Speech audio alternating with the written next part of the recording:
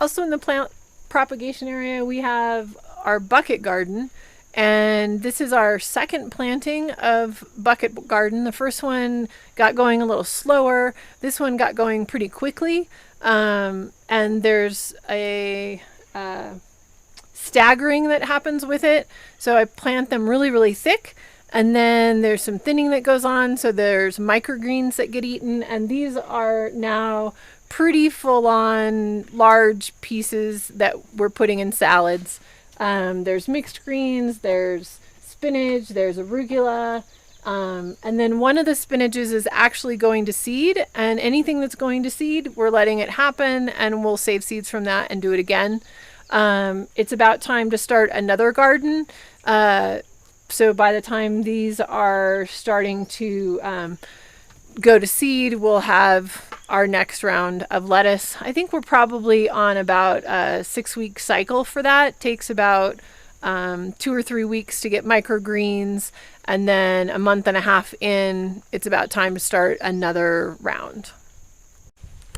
So a little bit more about the bucket garden is I'm still, even though they're bigger, I'm still thinning them out to make more space. Eventually they'll be whole lettuces. And some of them are starting to get eaten by critters out that are flying around. I think there's a little bit of caterpillar action going. So the spinach doesn't actually look so nice to put into your salad always. And so what I do with that is I just harvest it by hacking it pretty hard and chopping it up and putting it in a soup or something like that. So yeah, there's lots of options. Another thing with the bucket gardens is that can be done in a really small space. If you live in an apartment or something like that, you can get 4 buckets going and have, greens for salads year round. So it's a really nice option. See, that's a cool thing to think about, because a lot of the experiments I do here are very big scale and a very long time frame. And so they don't apply to most people. So I would also like to make sure we're doing experiments here that apply to people who live in the city, and maybe they do just have a tiny balcony.